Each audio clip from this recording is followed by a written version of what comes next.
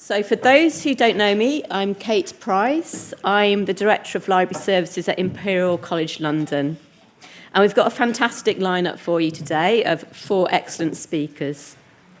So just to recap, as previous incumbents of this podium have done, we've been hearing a lot about trust, integrity, about how responsible stewardship can help our communities.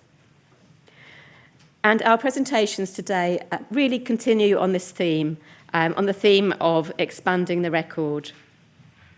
One of the things that struck me this morning was a very powerful challenge about how do we actually stick up for our values when those become contentious and come under attack. And my personal opinion is that we have to think about these things. We have to think about our values. We have to talk about our values. And then we actually have to embed our values in our professional practice. And our 4 speakers today are very much in that way of thinking too. So we've got 3 papers. We're going to take each paper in sequence, and then we're going to have a joint Q&A afterwards. And that's all just in the room. We'll have roving mics. I'm going to introduce all 4 speakers, all in one go, and then I'll call them up sequentially, if that's okay. So first off, we have Matthew Barrow from the House of Commons Library, who joined there in 2004, working originally as an indexer. And his current role, he's responsible for the management of the library's technology collection, a hard copy collection. My apologies. Siobhan Wilson joined the House of Commons Library in 2021. She's been the chair of the Classification Modernisation Group since 2022 and has worked in both librarian and research roles. She started in the library as a member of the Research and Information Service, but has recently worked in the collection management team. So that's our House of Commons speakers. Then we've got Ailie O'Hagan, who's the Digital Preservation Librarian based in Special Collections at Queen's University Belfast.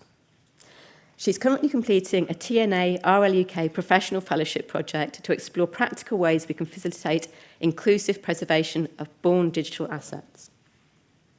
And then finally, right at the end there, we've got Michael Stevenson, who's worked at the University of Manchester Library since 2008 and in the Office for Open Research for the last 15 months, working on the development of open research skills. Hello, everybody. I'm Matt. So me and Siobhan are going to speak about aiming for equality, diversity and inclusion in the Commons Library's collections. Also, our colleague Maria Lalich isn't here today, but she also contributed some of these slides.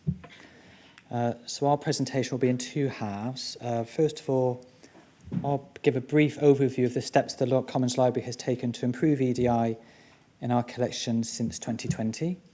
And then in the second half, Siobhan will talk about the classification review, which was done as part of all that work.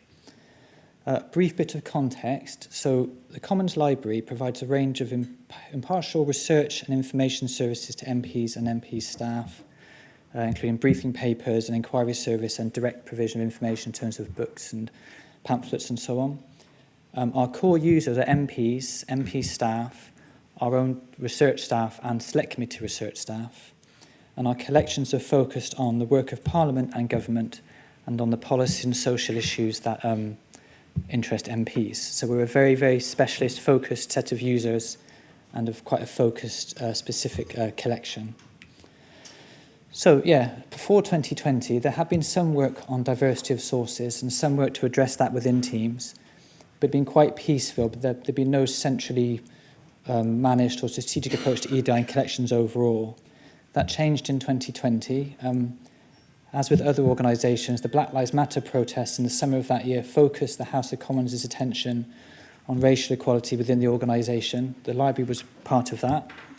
So our Director of Library Services in August 2020 set up the Collection Diversity Advisory Group to consider the library's collections and ensure that the collection is representative and reflects a diverse range of voices.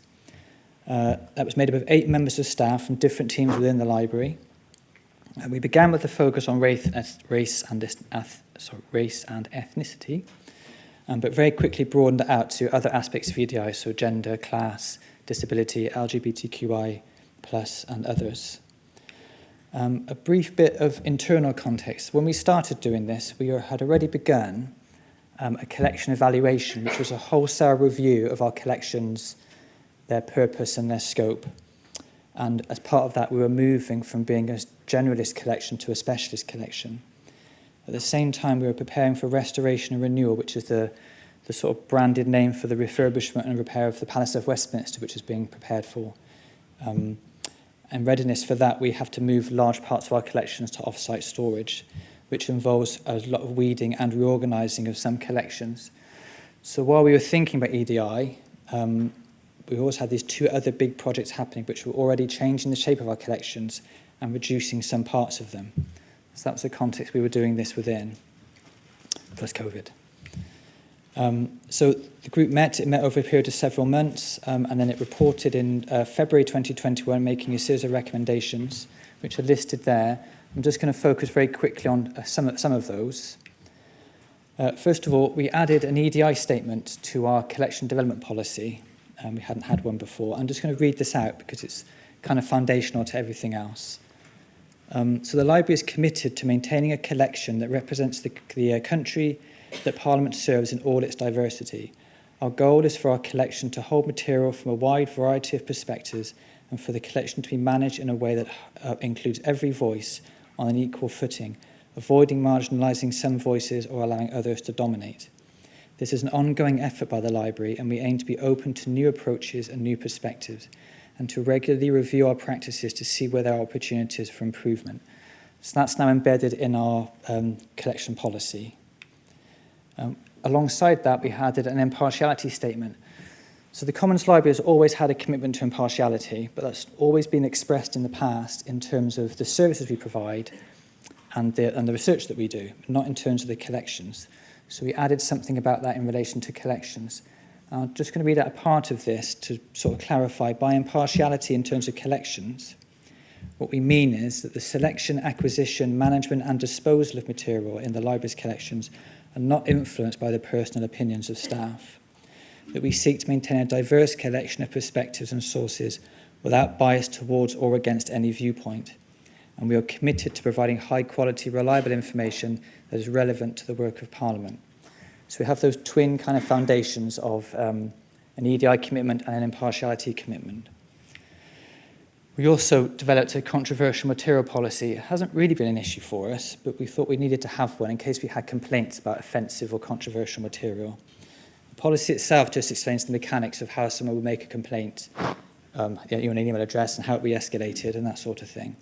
But within the statement, within the policy, it has the statement that the library supports the principles of universal access to information and intellectual freedom. The library does not exclude material because of the ideas or opinions it contains. And that's an important point to emphasise is that for us, I guess for everybody really, EDI is about broadening collections and about adding material to collections. It is never about excluding stuff or removing stuff.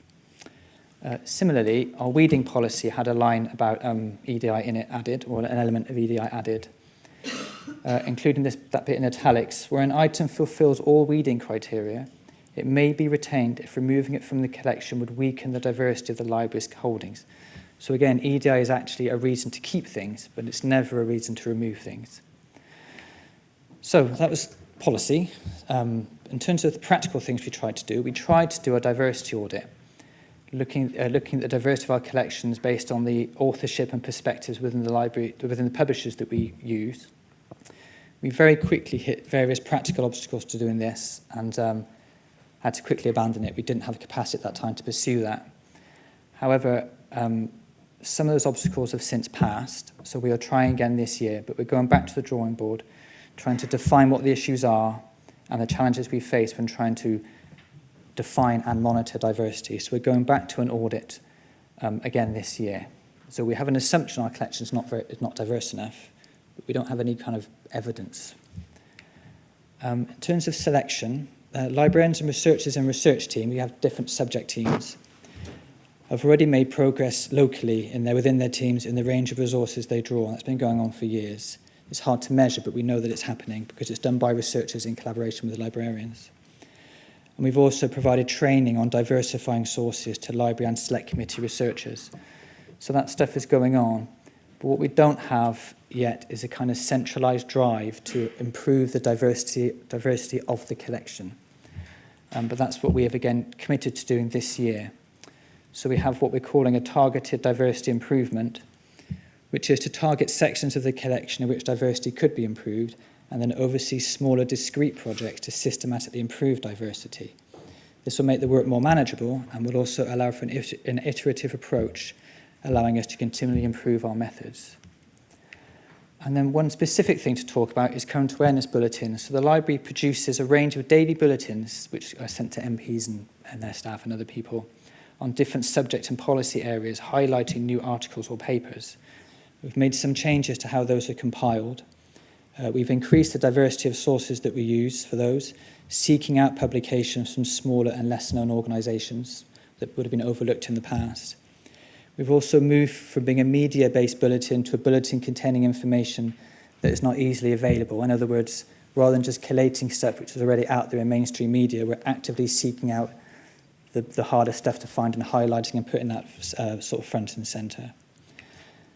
Another thing to mention is that we have various methods for ensuring the kind of authoritativeness of our bulletins and the quality of what we include in a bulletin.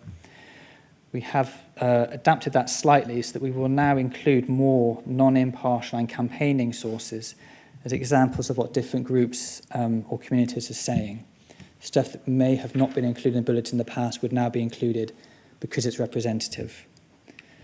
And that kind of covers the basics really, very, very sweepingly. So CDAG, that group has now ended its work, and the collection evaluation is finished. So we now have another group of staff set up, an operational group called the Collections Review Group, that will be responsible for taking our EDI goals forward and ensuring that progress is maintained and recorded and reviewed. Its immediate focus will be on the diversity audit I mentioned and on that centralised selection improvement and on implementing the classification review that Siobhan will talk about in a second. And that's it. So there's still a work in progress. There's lots and lots more to do, but that's where we are so far. And I'll hand over to Siobhan.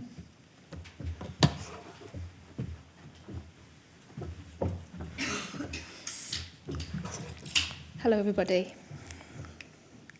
So, as Matt has mentioned, out of CDAG, the Classification Modernisation Group was born to conduct a classification review of all of the classifications within the library's collection.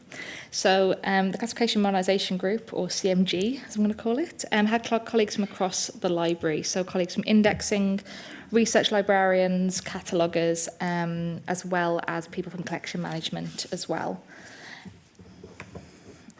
So we had sort of three collections that we looked at.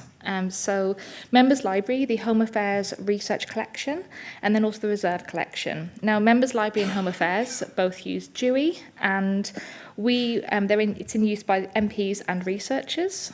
There are also modern collections that are in use at the minute, so we anticipated that the majority of our recommendations would be on these two collections, and actually that the recommendations made would be transferable then to other collections in the library. The Reserve Collection, however, is the oldest collection in the library. It actually doesn't use Dewey, and it's very small, so it was kind of overdue for modernisation, but kind of had less transferable recommendations. We had a few principles that guided us throughout this work. So you can just see them here. The indexing team, so at the top it says kind of that to ideally follow, IDMS means indexing, that's our indexing team, indexing thesaurus terms. That's because our indexers actually review their terms regularly, and so whenever they were reviewing parliamentary material, they actually had regular meetings about terms. And so we thought that they would be best placed to actually look at some of these terms and see what would be the best kind of term to use. But we also sought to kind of use terms that, where a classification described groups or types of people, that we use the language that those people themselves used. Okay, so we had some classifications that were contentious, that kind of we sort of weren't sure what to do with. And so I've just listed these here. So in terms of 305.7 slavery, our 305 overall classification was changed from demographics and population to population, identity and equality. And we decided that 305 would actually be the classification where we would have works on equality and where kind of classifications would cover groups of people. So after reframing 305, slavery actually seemed like an outlier, and we were wondering if that would actually kind of impede user access. Also, it was always next to race, ethnicity, and multiculturalism, and we were wondering, was that problematic to always have those two classifications paired together? So one of the things we were looking at is whether or not we should move slavery to the history classification instead. 305.892 Jews. So we were aware that Jew was a term that has been used in an othering way in the past. And so we looked at changing it. However, Jew or Jews was actually used by the indexing team even, for parliamentary material. And we also found, when looking at other libraries, that it also was a classification term used there as well. However, we also found, doing further research, that public discourse did not tend to use kind of the term Jews or Jew. It tended to use Jewish people, Jewish community. So, for instance, Hansard MPs would refer to Jewish people and things like that. So we had kind of an impasse in terms of research, where sort of there was a tension between terms used by classifiers or used by indexers, and then kind of terms used in public discourse. And we were kind of at an impasse in terms of where research would get us to. So homosexuality was in 306, and it was as a subclassification of sex. So the other subclassifications under sex were prostitution and pornography. We were in agreement that this needed to be moved to 305, and we also found the material under homosexuality was actually to do with all queer identities. So we decided to expand the classification in order to try and kind of reflect the fact that that the material actually reflected more queer identities than simply homosexuality. But we couldn't quite decide what to actually change it to. And then linked to that, because we were going to reframe homosexuality, that actually then changed what we would do with gender. So we had another classification called women, and we decided that would be renamed as women and feminism. And then homosexuality would also be renamed as well. So then this brought up the question of whether we needed gender as a classification. And would this be confusing for users, and would it be confusing for classifiers in terms of what material to put under gender, what material to put under women and feminism, and what material to put under the renamed homosexuality classification? Abortion was in 363.46, which is the Dewey number for social problems or controversies relating to public morals and customs. We felt that this was maybe quite stigmatising. So I just caught someone's face there that looked yes, we thought it was quite stigmatising, and we actually thought that users would expect to see that in health. But actually, again, from a user access perspective, nowhere was obvious in terms of a number to be used. Someone did suggest it could be put in family planning, but again, the problem was that family planning was still located in 363. And then finally, mentally disordered offenders was in Home Affairs. We, of course, wanted to change this immediately, but again, when we investigated how it's used by the indexers, it's actually used as a protected term by the CPS. It's actually no longer in use by the CPS, but their alternative term that they used was too long. And again, any other kind of terms that we thought of were either too long or didn't quite cover the material. So, what did we do? We had a survey. So we ran a survey for over a month, and we also had a focus group comprised of research librarians. So we got both quantitative and qualitative feedback on these classifications. To kind of put it in perspective, the CMG was 5 people, and we were very aware that the decisions we were making were going to affect the library's classifications going forward. So we really wanted to bring in more voices and more feedback with this. In most cases, the CMG's decisions followed the focus group feedback and followed the survey feedback. In other cases, we decided to differ from it, but in both cases, it was very illuminating, and I'll kind of go into that in more detail later on. But all recommendations were accepted by the library leadership group. So what did we decide? Well, slavery, the survey feedback actually said to move it to history, but when we looked at the sort of qualitative feedback, when we looked at what the text writings and things like that, and when we thought about actually moving it to history, we realised that we'd be really losing something if we moved it to history and divorced it from sort of the other material in 305. We realised that kind of the modern day effects of slavery was evident in the material kept in 305 more generally, as well as just in race, ethnicity and multiculturalism. So we decided to actually keep it in 305. 305.892 Jews, we decided to change this to Jewish communities. The survey results actually were entirely equal on this, it was an equal split. But we decided to keep it actually we decided to change it to Jewish communities, but we're very emphatic that it should be changed to Jewish communities, because the research found that actually there's a lot of pluralism within Jewish people and that it was not a monolith. So we thought that Jewish communities reflected the pluralism within that identity. Homosexuality, we decided to change to sexual orientation, transgender identity, and intersexuality. Obviously, LGBT plus came up as an obvious idea, but we thought that this covered the same area as LGBT plus, but without needing to be changed as different identities maybe gained visibility. However, LGBT plus was included as a non-preferred term for this. Gender, the focus group and survey, overwhelmingly, we decided to keep it. We decided that we would use an iterative process, so as material comes in and is classified under the different kind of renamed classifications, we would then use scoping notes to kind of identify the boundaries around these different kind of classifications and where material would go. But overwhelmingly, it was we should keep gender.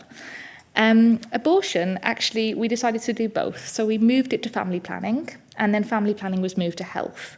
It might seem controversial that we moved abortion to family planning, but I think it's worth bearing in mind that we're a political library. So a lot of the material is more around the policy around abortion and the policy around family planning, around kind of commentary, particularly government commentary around it. So we thought that actually in terms of material and what users would like to see, users that are interested in government commentary and government policy around abortion would maybe also be interested in government policy and commentary around contraception and around kind of encouragements or discouragements to have families. And then finally, with mentally disordered offenders, again, Maria Lalich, the Home Affairs librarian, actually was the deciding vote on this. We looked at, again, as I said, various terms, and as I said, nothing really fit. The results in the focus group came up with some alternative terms, but again, none really fit. So in the end, she mentioned it was a very small collection about a particular time in legal history. And so we have decided to keep it, but with a scoping note saying that. So what next? Well, the library collection is going to be weeded, and the classification modernisation group's recommendations are going to be implemented alongside that. That's a year-long process. So the weeding classification review strategy will be drafted by myself and Matthew Barrow. It says early 2025, so I think we were meant to draft that last week, and we haven't. So we'll be drafting that probably as soon as we get back. But yeah, that's what we decided. So thank you.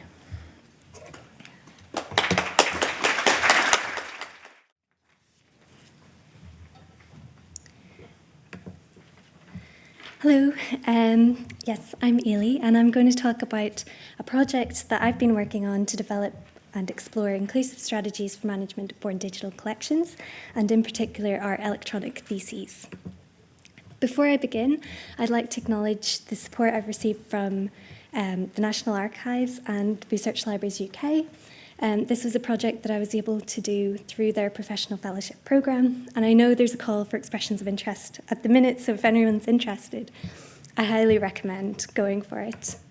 For me, the fellowship was an opportunity to get some insight into the bigger picture of the processes and relationships and the systems and departments then in that larger digital archive environment. But I also was able to take away a lot of practical tools and skills that I've been able to implement in my working practice. This is a list of a few of them that I've taken away from this year. And I'd like to extend a huge thanks to my mentors, Melinda Haunton and Francesca McKenzie at the National Archives, who were so generous with their time and their expertise and their knowledge, and just gave me such a fantastic experience with the fellowship. This project has been on a research journey. When I began, I thought I'd be coming up with a workflow to process bulk preservation of our legacy electronic theses. But in consultation with the digital preservation community, I realised that the issue is not so much one of the volume of content, but rather the diversity of content that we're working with, and also in incentivising our researchers to even engage with preservation.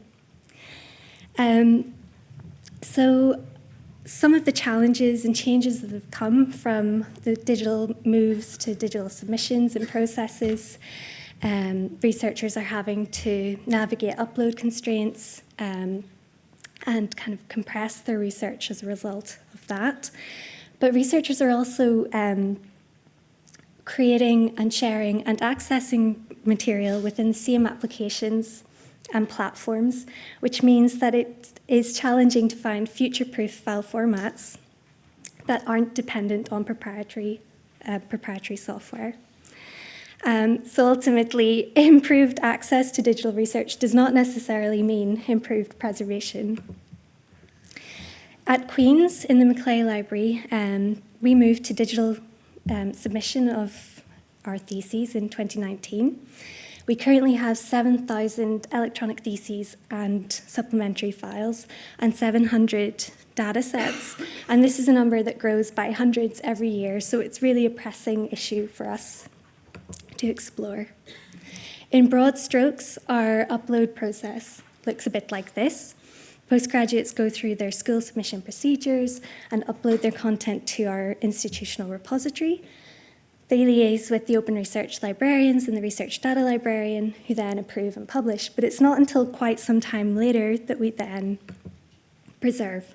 And the issue with this is then that preservation is so far removed from that submission process that researchers are long gone, and we can only really work with what we have. So if anything goes wrong in that upload process, if files are perhaps become damaged as they're being transferred, then it's very difficult for us to address that in retrospect. It also means that our researchers are excluded from any preservation actions that we decide to take on their materials. The Society of American Archivists, remind us that no archival function is neutral, and the same applies for digital preservation. Not all research has the same intentions for access and reuse. And selecting materials and making preservation decisions can introduce a level of bias then, if we're not taking into consideration the researcher preferences. It also means that those upload constraints can negatively affect researchers working with larger audiovisual or 3D models, which is predominantly students then in the arts or the natural built environment. So Daniel Steinmeier suggested 3 areas within the the OAIS preservation system that we can consider to introduce more inclusive preservation. And these include considering whether or not we're making our research available to the communities who will use it. Are we capturing all of the information and metadata for the materials that we're preserving? And then something that informed the tool that I later developed then is the significant properties. When we migrate content, do we risk losing the elements considered most important by our researchers by not including them in that process? So the research process looked a little bit like this. Researchers, I did a 2-pronged approach, a survey on the one hand and focus groups on the other. Survey of researchers and focus groups with digital preservation practitioners and library practitioners. Using a process called affinity diagramming, I combined the results from this and developed a tool which I fed back to researchers and took on board their feedback to develop. With the survey, I wanted to know what are depositor working practices for saving, storing, and handling data files. I asked about storage, where are they storing and sharing materials, what data types are they using, do they compress, do they encrypt, do they embed content, and what proprietary software are they using, and interestingly, what are their rationales and motivations for doing that. So the results from the survey were quite interesting. 58% of our researchers indicated that they use proprietary software. In reality, that number should have been 100% because Queen's uses Microsoft. So it's quite interesting to note that not all researchers are aware of that. 72% of researchers use hard disk storage, and this is predominantly for larger file sizes. And they're using a wide range of proprietary formats, so SPSS, data, Adobe products, MATLAB, and so forth. A large proportion of our researchers do update their software regularly, and almost a quarter actively research and source stable release whenever they're working with open source formats. Perhaps unsurprisingly, arts, English and languages work with the largest breadth and diversity of materials, closely followed by electrical engineering, electronics and computer science, and the School of Natural and Built Environment. These schools also tend to work with more visual, audio-visual materials, which accounts for the larger file sizes that they're working with. And 24% of our researchers left those questions blank, indicating that there's an area for greater advocacy in file formats and proprietary formats in particular. The School of Social Science, Social Work, are 5 times more likely to encrypt their materials, and arts, English and languages are significantly more likely to embed content, whether that's hyperlinks or YouTube videos in websites, which is quite an area of growing concern for us. And 4 schools commonly compress their materials. They identified that they usually compress their work. And these include electronics, electrical engineering, computer science, a School of Medicine, School of Natural and Built Environment, and Arts, English and Languages. So for the like of medicine or electronics and computer science, this is more reflective of the large data sets that they're working with, where they're compressing materials to prevent that atomization of the data. But with arts subjects then, it's an indication that they're working with those more visual, image-based works, and the compression may then cause issues for preservation in the long term. Some conclusions from the survey then. There is a consistency between the work in progress files and the final outcomes for researchers. We can expect researchers to upload combinations of files, and we should cater for diverse personal preferences and accept multiple pipelines. And also just to be aware that concepts such as habit, ease of use, and preservation may vary from person to person. So then the focus groups. We took the categories of researcher motivations for why they use particular proprietary softwares over another. And these range from accessibility reasons because it's commonly used in their industry, it's a subject standard, to meeting publisher requirements, etc. And we worked through these and we discussed different strategies that we can use to promote better practice. And some of the outcomes then from those focus groups, I conducted 3 focus groups with 12 to 15 people in each one. And these were some of the common points then across the 3 groups. For one thing, heavily use of archival language in communications with researchers can impede the quality of the metadata that we get through a lack of common ground and understanding. When depositors perceive their work as an archival collection, they're more likely to be knowledgeable about the quality and formats and more motivated to negotiate and provide for the legacy of their work. And then the general issue of how do we incentivize preservation to get that engagement with our researchers. So creating the brief then for the tool that I went on to create, there needs to be some sort of distinction between research data and archives and the difference between access and preservation. That need for simple language and shared definitions, presenting the minimum information possible as a gateway to preservation for researchers, and emphasizing metadata as a core part of that strategy, establishing incentives, and then a particular note to involve a little more support for web archiving, which is a growing area of concern across institutions. So this is an illustration of the affinity diagramming process that I went through, taking into consideration concerns from researchers identified in the surveys as well as points raised in the focus groups. I was really struck by the idea that researchers are more motivated to preserve when they think of their material as an archival collection. And I wondered what other ways might researchers perceive their research that could also incentivize them to want to preserve it. I then began plotting those tips and advice and strategies that came through in the focus groups underneath each one. So I came out with 6 criteria. Researchers might perceive their research as a collection, as a model.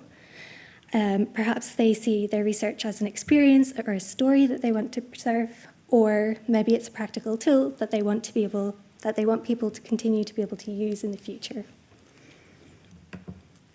And these I then mapped to some preservation priorities. So if a researcher is interested in preserving the experience of their research outputs, then maybe they want to consider file format choices or emulating the setup of that experience.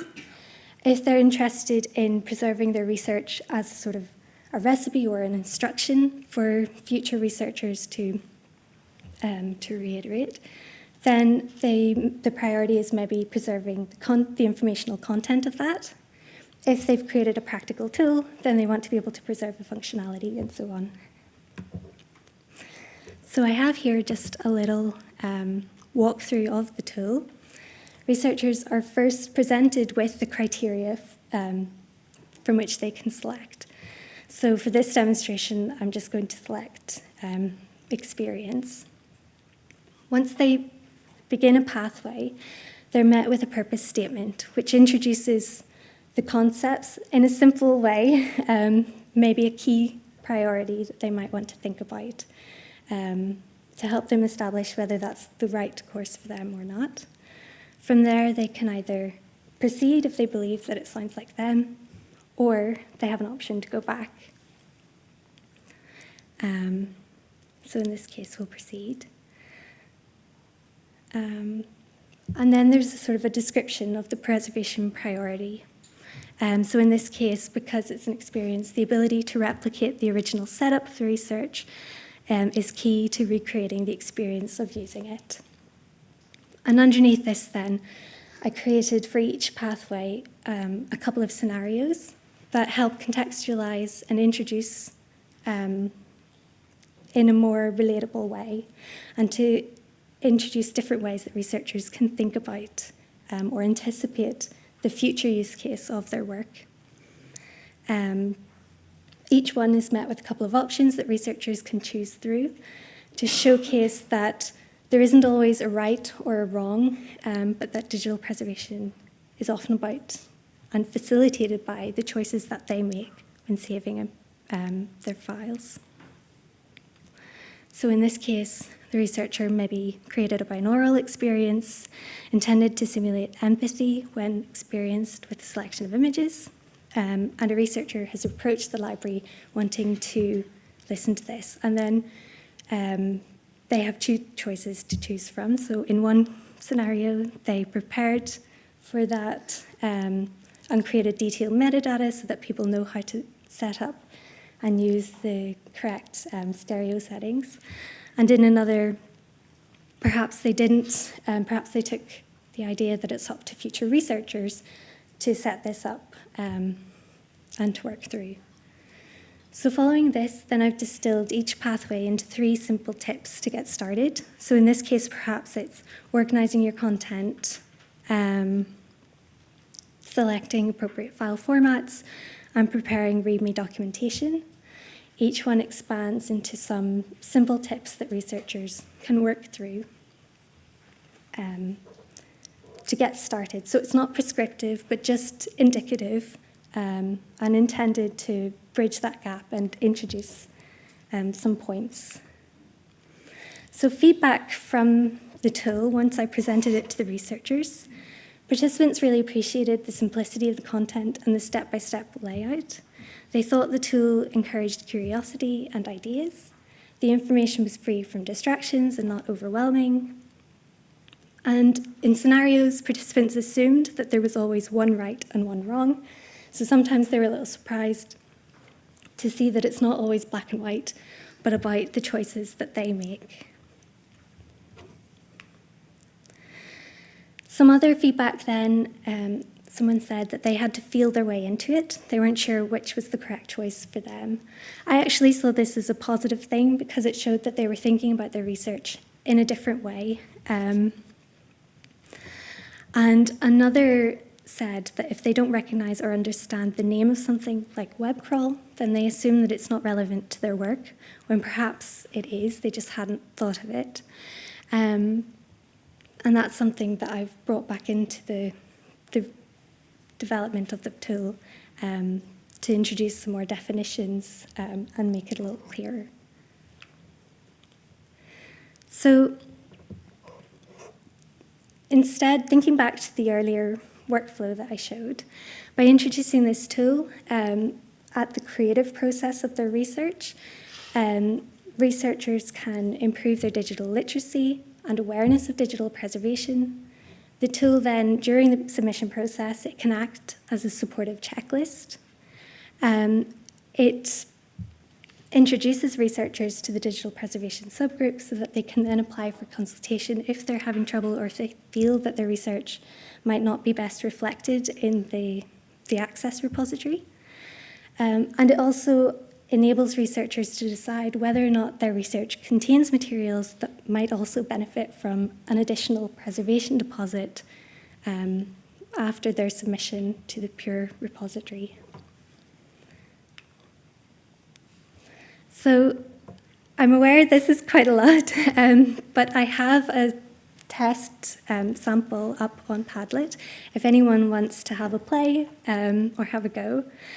I'd really appreciate some feedback on this because it is still in development, but thank you very much for listening, and I'll be around afterwards if anyone doesn't catch it on the slide today.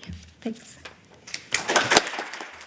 Hi everybody, my name is Michael. I am the Open Research Skills and Training Coordinator within the University of Manchester Library's Office for Open Research, which is a bit of a mouthful after waiting all day to start speaking. The Office for Open Research is central to the university's commitment to an open and transparent research culture, and it's also the home of what previously would have come under our researcher services offer. Within that, and recently added to that, is the library's researcher skills and training offer focused on open research skills and training. The Open Research Fellowship Programme, which I'm going to talk to you about today, is funded alongside other activities by the Research England Enhancing Research Culture Fund, as is my role, seconded into this until the end of June this year. The Open Research Fellowship Programme, we bring in expertise from across the university that the library doesn't have. We bring in voices and advocates for open research, and we provide our researchers with support to carry out projects that they might not otherwise be able to carry out within their substantive roles. And what that looks like, what we offer to our Open Research Fellows, is we pay for 0.2 full-time equivalent. We're not too worried whether people do 1 day a week, whether they, however they organise their work, and we're fairly trusting in leaving it down to our researchers to work as they see fit and work within the peaks and troughs of their substantive role. We fund additional expenses. So that might include attendance at conferences. It might include, and something that we're very happy to pay for is paying for public contributor expenses. And we provide other support around that. We provide administrative support, which is a big part of what I do with the programme. We provide teaching and learning support, where our fellows are, their outputs are related to training resources, and we provide e-learning expertise as well, which again, our fellows may not have easy access to for this kind of project within their own schools and faculties. And what we expect of our fellows is, well, firstly, to deliver the project outcomes that they applied with, but we're looking for more than just the outputs. We are looking for the kind of advocacy for open research, the authenticity that researchers can speak to each other as peers across the university and the wider sector. We also expect, and we do this fairly loosely, an input on training and skills development, which is why it falls under my remit. And we do this within what we've developed called the Open Research Skills Framework, which I'll explain very, very briefly. And this is an attempt to organise open research practices thematically. The framework was workshopped with our first cohort of open research fellows, and it was used in the recruitment of the second cohort, this year's cohort of open research fellows. We use it internally to try to organise our priorities around open research training and skills. We hope that our research community uses it as a way to identify and understand the things that they're already doing, the things that they may want to learn more about, and fairly recently a commitment to open research practices has been added to the criteria of the academic pathway for promotion and reward, so a way for them to evidence what they're doing with regards to open research. So in our first year, 23-24, we had 8 open research fellows across 6 projects. The most recent cohort of fellows, much tidier, we've got 5 fellows across 5 projects. We found an increase in quality of applications and the kind of projects people were suggesting in year 2 that I don't think we really expected. I didn't come on board until halfway through year 1, so I wasn't involved in the recruitment of the first cohort of fellows.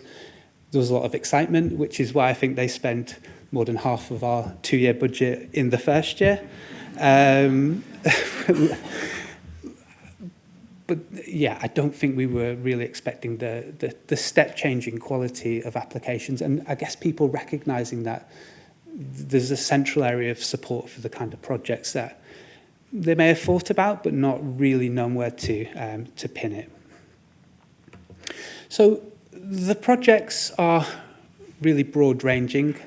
Some are kind of generally applicable. So we have a fellow who is working on lay summaries. That project has changed a lot across her time doing it, and obviously, like many things, has become affected by AI and may move into more guidance rather than the exploration that was first suggested, and to more the kind of identification of gaps as researchers do. So we've got one fellow who recognised that there was lots of guidance for quantitative researchers who are publishing research data notes, but not really anything for qualitative research, and we're supporting that fellow in bringing a panel of experts together and producing that guidance. So why did we decide to use a fellowship model?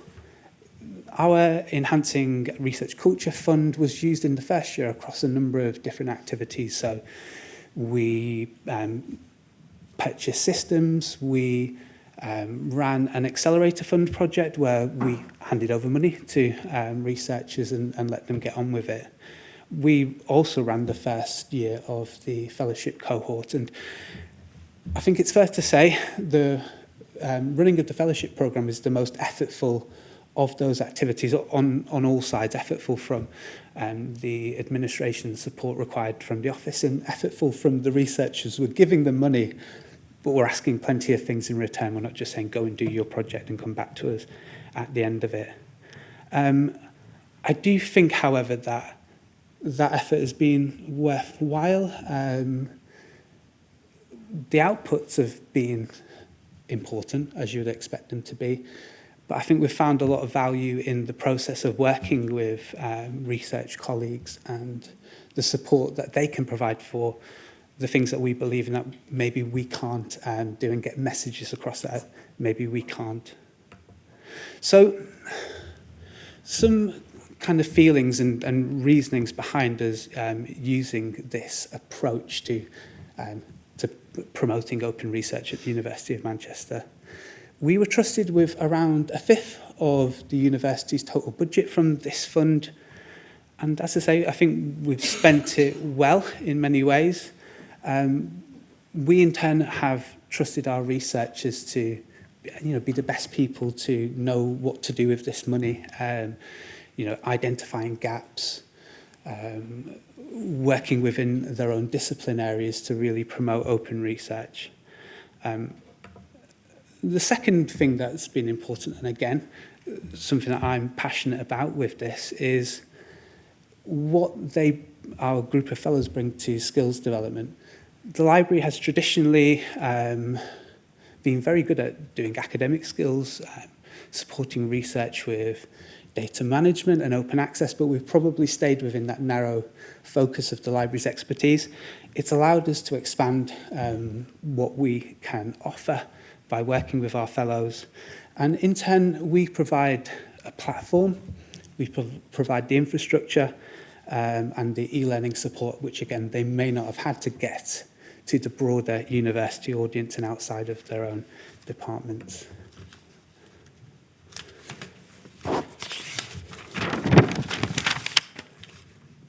The community aspect I've mentioned a few times already, in the advocacy aspect. Anybody here who tries to get their messages out to their research communities will, probably find it difficult, as we have found it. This gives us another way in. It gives us access to research teams and individual researchers where we may not have had that previously. I think we've also gained a group of trusted individuals who provide us with their opinion and expertise on some of our other activities. So some of the systems work we've done, we've been able to gather opinion and feedback which we may not have got if we'd put out a survey and asked for people to come back to us, and more depth and value to the things that we've got back from them. And finally on this point, a sense of mutual responsibility. Our Accelerator Fund worked pretty well. Lots of the projects delivered the outputs that they wanted to deliver. The fellowship programme has given us a bit more than that. I think saying shared values is a little bit glib. It should be the minimum of what we're doing when we're working together. What's been really, really important and really valuable is the personal relationships between our individual fellows, with them as a group and community, and with their work with us. And having the personal connection means that when a fellow submits their public contributor expenses, they know that it's a human being who's going to make sure it gets paid for them. And the reciprocation is that when I'm asking for reporting, it's not because I just want some charts, it's because I personally have a stake in what they're doing, and they come back to me with that. In terms of what we've learned, it really hasn't been plain sailing. I've mentioned already that it's the most effortful of the activities that we have carried out with this funding. But I do think that we've got the strongest outputs, we've got the most value in terms of building a community and working with our researchers, and we've got really varied outputs as well. Some of the lessons that we've learned on this is, I've mentioned already, the excitement of working in this way and maybe a sense of over-ambition, both in terms of what was proposed by our researchers, but us as a team recognising what we can do to support them. And not only did we spend more than half our budget in the first year, we also struggled to keep up with the support that they required in order to deliver the outputs that they wanted to deliver. The personal connection is really, really important. I came on halfway through the first stream, and caught up with developing that connection. But, initially I was just a faceless administrator, making sure that the finance department got the money that was promised. In the second year, developing that relationship from the start really did work well. And on a personal point, dealing with finance has probably been the most difficult. I've got a finance department chasing me up right now for payments which have been paid for the last 10 months, despite us telling them and our management accountants telling them where that money is. And that has been a really tricky thing at the university. So, what are we going to do next? The first thing is supporting our fellows to delivering the outputs that they really want to deliver, and knowing that some of those outputs have changed, that some of them, many of them from the first year, have overrun, and getting those to fruition. Securing the funding for next year, and we're leaving this late in the day. We would be right now, probably at this minute, running an information session, telling people what to expect from this. We're still trying to work out exactly where the money will come from for the fellowship, but also where the money will come from to have a community manager to do the work supporting them. And then really building on the support for open research at the university, and building this community and not letting it burn out with as the fellows move on to different things. And I've gone through things quickly enough to leave myself enough time to show you some of these outputs. The links to things that you can find online are in the slides, and I'll just talk through a few of these things briefly. So one thing that we did fairly early on was develop a workshop introducing fair data to the university. Now, we probably had the expertise within our research data management team to do this, but what we had with Saskia is the connection to Elixir UK. She was a data stewardship fellow with that organisation, and the fact that you've got a researcher talking to other researchers, discussing what fair data might mean in between disciplines, and which practices may be important where, rather than necessarily just being the steps to making something fair. It was more of an exploration with Saskia's work. We have developed a public and patient involvement and engagement self-assessment tool. So this was developed within our Faculty of Biology, Medicine and Health, and to try to take a very flat and previously PDF document of are you doing these things and turn it into something more interactive. The hope with it being more useful for those researchers within the faculty working with public contributors, but also to show researchers within other schools and departments a model that they may use to further develop their public contribution.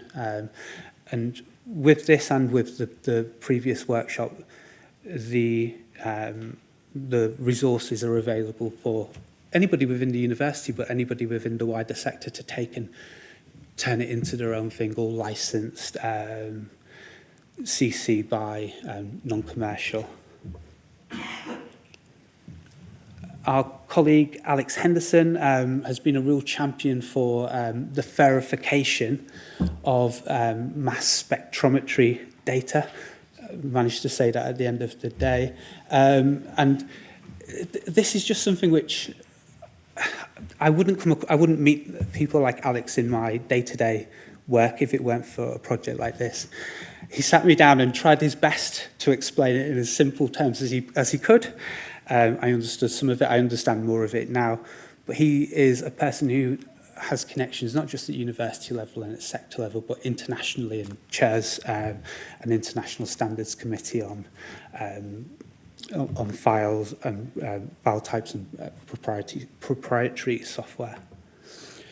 Something which I'm really excited about, and you have the link to have a look at this yourself, is our colleague Murillo, who has developed an open and executable textbook for teaching robotics to undergraduates. So this is something which he is using in his undergraduate classroom at the moment and testing with his undergraduates and his postdocs to show the theory alongside the visualizations and allow students to really get stuck into and play around with some of the concepts that he is teaching. This is his first version, and I've chatted to a few people today. He would very much appreciate feedback on this, and you can find out how to do that through that link. And that's all I want to talk about today. I'll leave my contact on there. Thank you for listening. Hi, Paul Stokes from JISC again. A question for Ailie. Fascinating. I really enjoyed the presentation there. Well, it's actually two questions. First of all, why the delay between the actual receiving the information and the preservation processes? But more closely related to what you were saying, when are the researchers introduced to this tool? Is it at the I've done my research, here are my files stage, which is possibly a bit late, or is it at the DMP project submission stage? So, to answer your first question, why the delay? We recently introduced, well, 2 years ago I started, and my job was created specifically for preservation.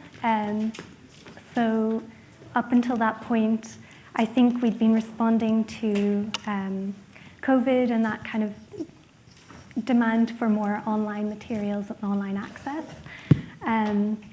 But it wasn't really until we had the infrastructure in place and my post created that we were able to then begin considering preservation. But by that stage, we already had thousands of theses to work with.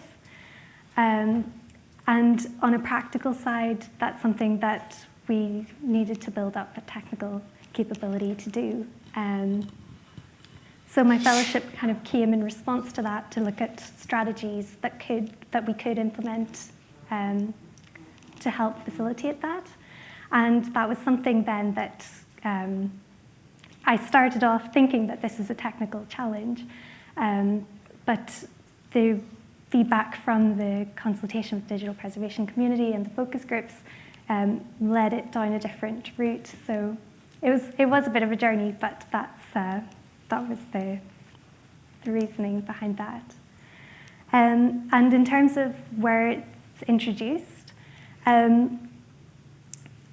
at the minute, the researchers who showed up for the focus groups and the feedback sessions were in the second or beginning the third year of their research. So they're still in that creative point, which I see as a good time to use it because they have the ability then to reflect and consider how they save their files or what information they gather or begin implementing file naming conventions.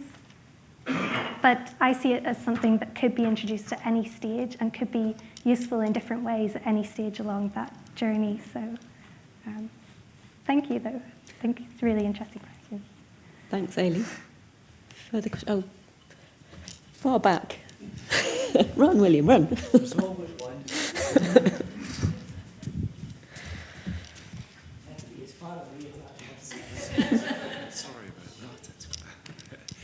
Hi there, George McGregor, University of Glasgow. It's another question for Ailie. So again, it was a very interesting presentation. Thanks very much for that. So you had a statistic, I think it was 57% or maybe 54% of researchers were using proprietary format. Is that formats or software? So the question was proprietary software. Right. I asked several questions around that in the survey. So one was about whether they use proprietary software. And then they were given an opportunity to identify 3 software that they use. But they also then listed file formats or extensions that they create from that, because I was interested to see whether or not researchers are saving proprietary formats in addition to using the proprietary software. And a lot of researchers were saving in common formats, but these were perhaps then compressed and not giving the full capabilities of the proprietary. So it was quite interesting to see that relationship and to consider whether or not is that a result of the upload process. Do researchers want to be able to also preserve the full layers, complexity of their research files, and how can we facilitate that? And I imagine in some circumstances it might also be the case that some researchers are just unaware that they're using a proprietary tool that can export in an open format, and they're just sort of, they have that habit of just using proprietary formats, which leads to my second question. Sorry, hogging the mic here. Were there any disciplinary differences then among that 57%? I mean, I hate to give arts and humanities scholars a bad rep, but it tends to be that kind of discipline, in my experience, where there doesn't seem to be awareness of the issues in this area. I think I was expecting that, and we ran the survey once in July, and then we reran it in January. And the first time we ran it, most of the respondents were from arts, English and languages, and that was definitely the trend that we saw, was this distinction in the processes and the handling that they were using. But when we ran it again, and we began to receive input from medicine and biomedical sciences and nursing and the kind of the STEM, more of the STEM side, that's where actually the statistics evened out a bit. There's still some areas, like embedded content, you're always going to get, it's more likely the arts, English and languages researchers, but encryption tends to be more STEM subjects for data protection, and Queen's Business School as well encrypt quite a lot of content, perhaps more for the kind of IP protection and that sort of thing. So in that sense, there are subtle differences, but I decided on creating a more general tool to help with these kind of broader thinking, because you can't, well, I realized through the survey that you can't anticipate or you can't predict what every researcher is going to be doing with their research. So. Thank you very much. Thank you. Thank you.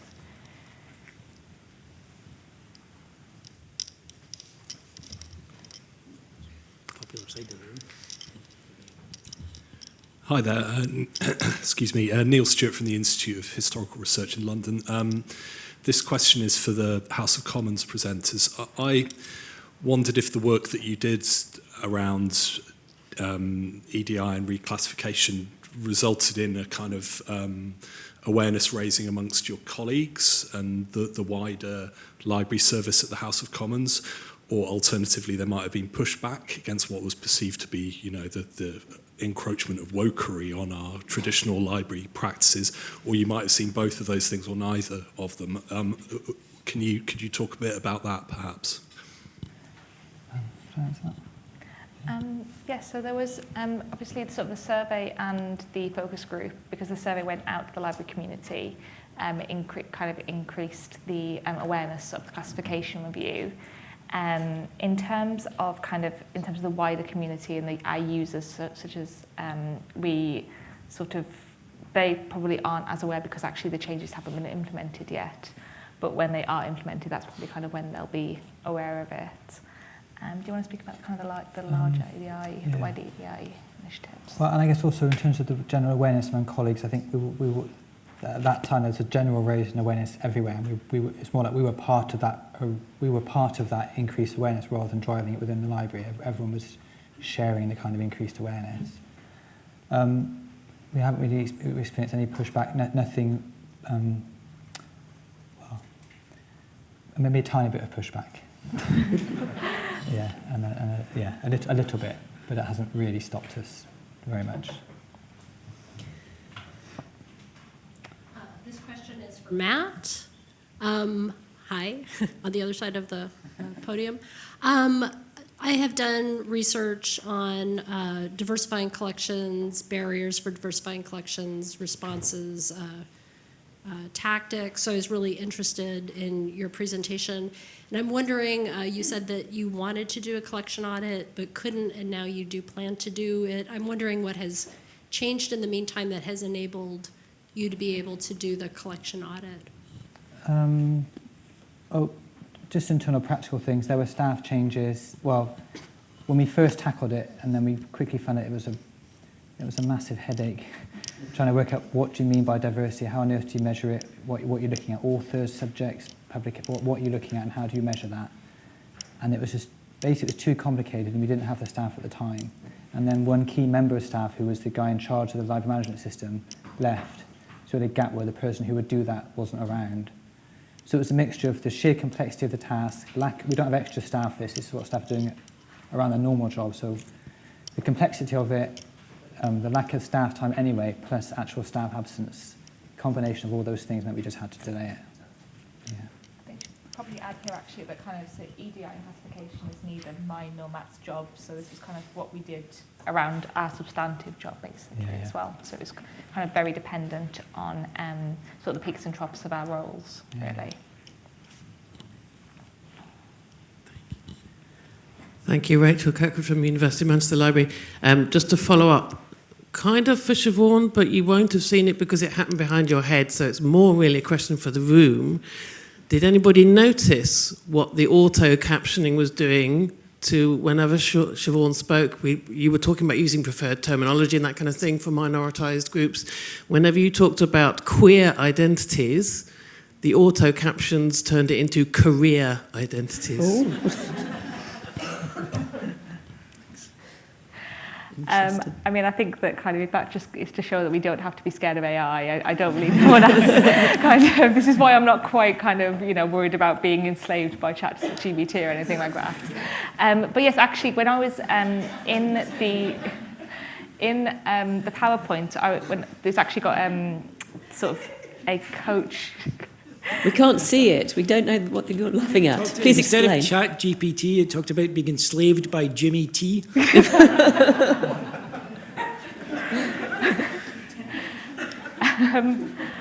I'm actually dyspraxic, so actually one of the things that dyspraxics kind of need is subtitles. It's a dyspraxic trait. So I feel very betrayed by subtitles actually right now. I was going to say that when I was rehearsing actually, the PowerPoint has a coach feature where you can speak and it gives you feedback. And whenever I said homosexuality, it said, no, please say same-sex. Please say same-sex orientation instead. That's preferred. Homosexuality might be offensive. And I was like, oh, okay, that's quite interesting. So so I think maybe AI hasn't quite got hasn't quite understood EDI principles yet. Thank you. Over here.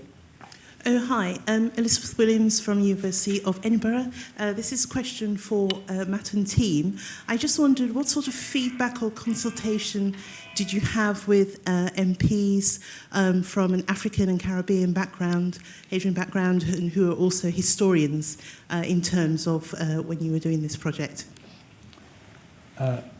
We didn't consult MPs at all on this. We don't involve the members in this sort of stuff. What we did do was, at work we have these things called work equality networks, so different identities. So there's there's a polygender, and polyreach, there's various ones. And there's one of those, these are staff networks, they don't involve members of parliament. And the race and ethnicity one is called polyreach. And we sent our report to polyreach and asked for their feedback. So we got feedback from staff, but not from MPs. I think she's got... Oh, do you want to follow up? Sorry, I was just aware that there's a slavery parliamentary group as well, so yeah, I just wondered if they had an opportunity to feed into... And when you say the slavery group, do you mean the APPG on slavery? Or because I was going to say we've got Polyreach, which is our staff network, and then we've got APPGs, which are made up of MPs. And the APPGs wouldn't have been consulted, but when the classification changes come in, again, like kind of MPs will be informed, so then we'll find out what they think, I guess. So, yeah. Please update us, we're fascinated. Yes. Hi, Isabel O'Kelly from Queen's University. It's along the same line there. I was just wondering, when you mentioned scoping notes, are you keeping a note of what you changed it from, like systematically in the record, in order to maybe to scale it up or to share with other libraries? So I believe that kind of the report that we've made basically is actually publicly, it is available within Parliament, so anyone can find it. So then they can find kind of what we've essentially changed it from. We did look at that, and I believe that we may sort of actually keep some of the old terms as non-preferred terms. Actually, sort of going forward, what we're looking at in terms of Parliament is actually to have what's called a single subject view, meaning that sort of we have one term, so the thesaurus classifications, everything kind of combines into this kind of one subject. And it would be really fantastic, I think, if that was built into that, to sort of look at all the other terms it has been. I think particularly sort of with a classification like mentally disordered offenders, we did say that if we were to ever change that, we would really want kind of the history of that to be documented, because of it kind of so impacting the context of that classification and therefore sort of how people would interpret the material.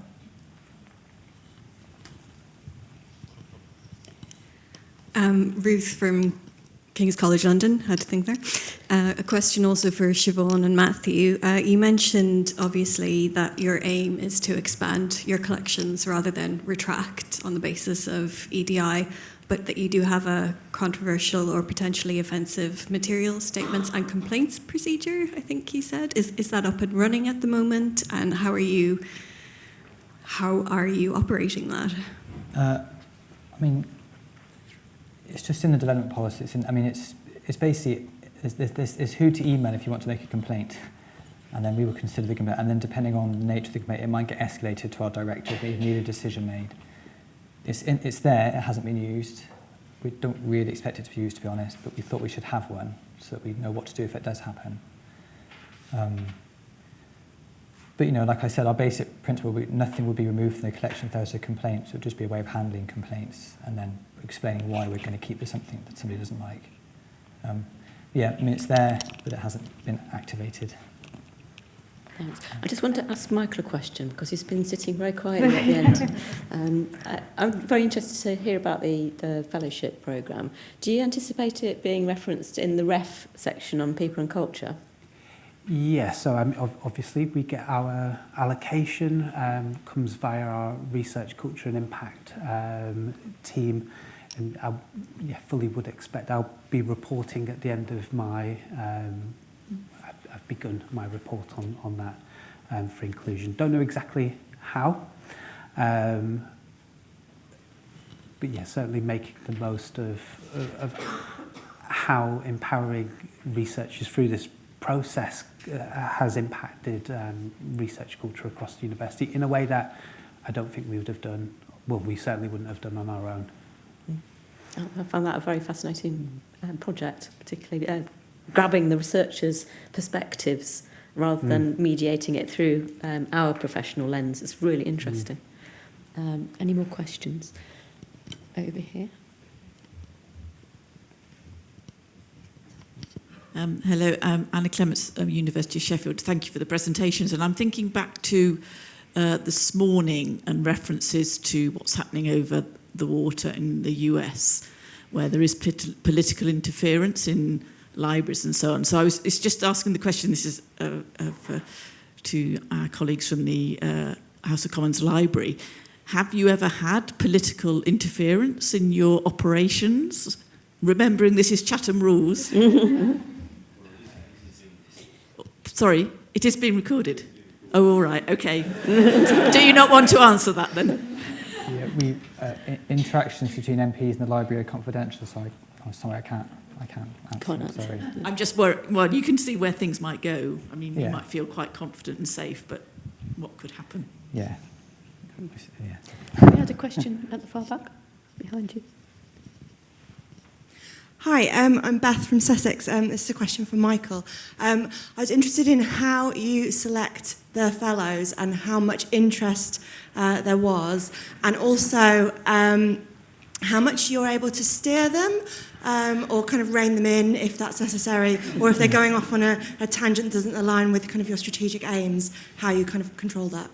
Yeah, so for the second cohort, which I was fully involved in the recruitment, as I say, this time last year, almost exactly, we ran an information session to just gather general interest, explain. We had 30 odd people at that, turned into 17 applications, which turned into a short list of 8 projects. We had a set of criteria informed by the giddiness of the previous year, one of which was asking the prospective fellows how they would manage the project around their substantive role, and one of the projects fell down really badly on that element. One of the criteria was the contribution to broadening open research skills at the university. So there were a number of criteria, and we had the university open research lead and UKRN contact Andrew Stewart. We had our UKRN Orca, and so it wasn't just library bods judging research. It was researchers and the library working together to work out what could be managed, what were making realistic budgetary expectations. I'm sure the colleague who we're still in touch with as well, which is positive. Those projects that came in but didn't go through to fellowship, wanted to go to CERN every other week for 6 weeks. And we obviously couldn't afford that, but we're still in contact with that colleague and his work within the Atlas project. In terms of reining them in, the second cohort were, avoiding being patronising, the second cohort, I think we set out expectations well at the start, and that helped. The first cohort, I know I've banged on about the kind of personal relationship, but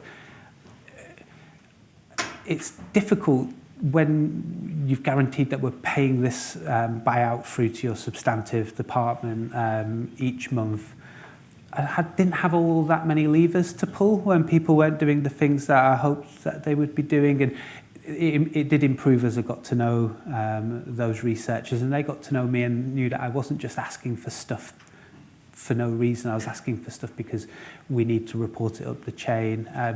But yeah, the second group of fellows, they've almost kind of self-corrected as we've gone along as well. We have one fellow working on creating a toolkit for interdisciplinary research. So, issues around authorship and peer review for when you have researchers coming from completely different research cultures.